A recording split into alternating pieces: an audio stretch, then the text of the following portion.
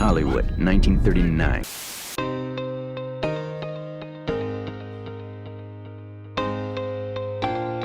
In the words of Rod Serling, or his very good voiceover double, tonight's episode is somewhat unique and calls for a different kind of introduction. Welcome to Inside 300, episode lucky number 13. I'm your host, Brian Perry, with a new microphone. We've got 300 seconds to cover Velocicoaster's insane line, its stretch to City Walk, Halloween night selling out at the Magic Kingdom, even at $200, and some Noodles. But first, our top story is pretty apropos for episode 13. So, here we go. Hollywood, 1939.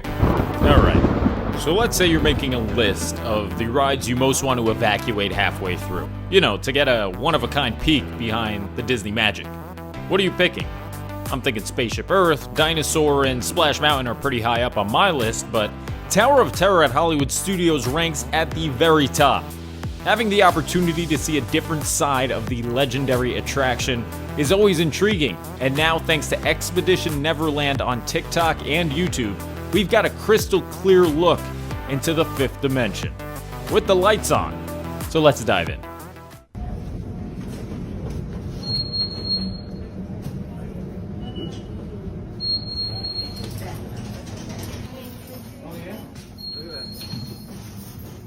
Oh, this is the top. As you can see, the elevator is forced to back up out of the shaft in which it normally drops. Looks to the left and right showcase the famous hallway that you travel through horizontally after the ghosts of 1939 ask you to join them. The maintenance cast member even makes a remark about how capturing this unique look is truly something special. That's a good idea because you probably won't see this again. The guests who got to experience the unusual side of the soon-to-be 27-year-old ride ended up taking a separate elevator down to the cellar. None of them have been seen or heard from since. Just kidding. To see more of this and other unique looks at Disney, check out Expedition Neverland on YouTube. Disney has announced that face masks, or face coverings, will officially become optional for fully vaccinated guests beginning June 15th. Here's the official statement from the House of Mouse. Face coverings will be optional for fully vaccinated guests in most areas. Face coverings will still be required of all guests on Disney transportation, including the buses, monorails, and Skyliner.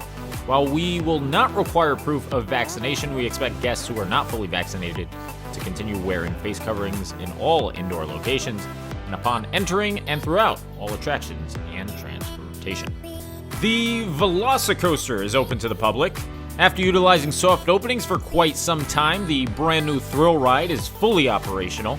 The line to board Universal's Pride and Joy not only weaved through Islands of Adventure, but through all of City Walk as well. Here's a shot from Samuel of Davenport, who despite getting up at 5:30 a.m., claimed that this was the best ride he's ever been on. That was the best ride I've ever been on. Here's a quick rundown of Orlando's newest attraction. Trains travel at speeds of up to 70 miles per hour on a track that reaches 4,700 feet in length.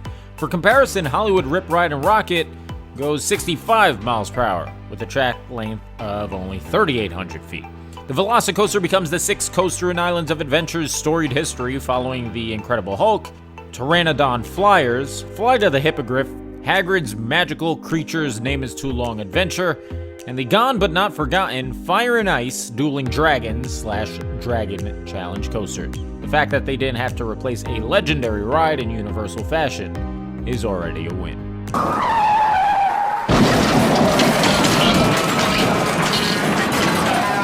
In our last episode, we discussed the glaring omission of the yakisoba noodles at Ohana's reopening.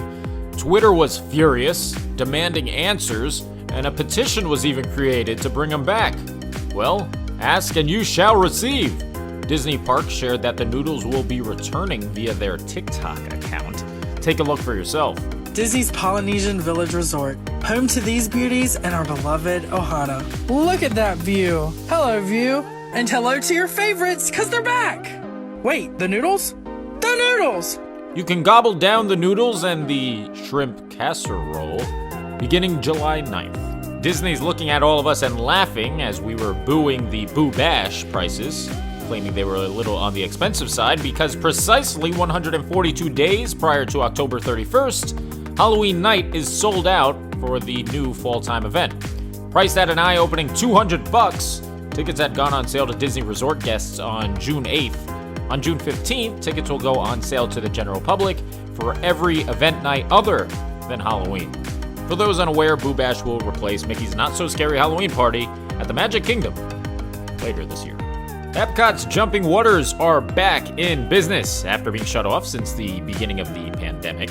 Located just to the left of the Imagination Pavilion, the waters soar over the pathway, entertaining us all way more than they should.